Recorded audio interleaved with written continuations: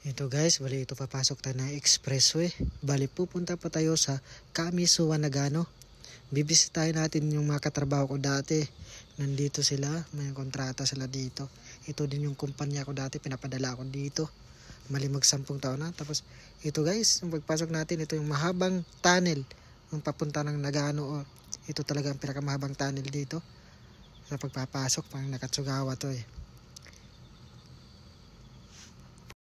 Yun guys, kain tayo.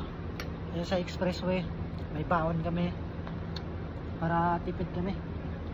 Itong ulam namin, luto ng kasama ko, manok na good shit to guys.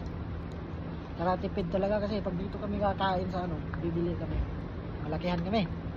Tapos may dala din kami tubig kasi pupunta ako sa mga kaibigan ko dun sa Kamisuan Nagano.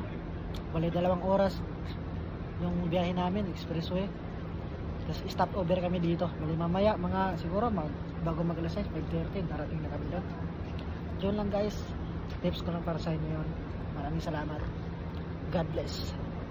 Tapos ayun na po guys, bali lalabas na po tayo ng expressway ng Kamisuan Nagano. Bali dumating na po kami dito mag 6:30 PM kami dumating.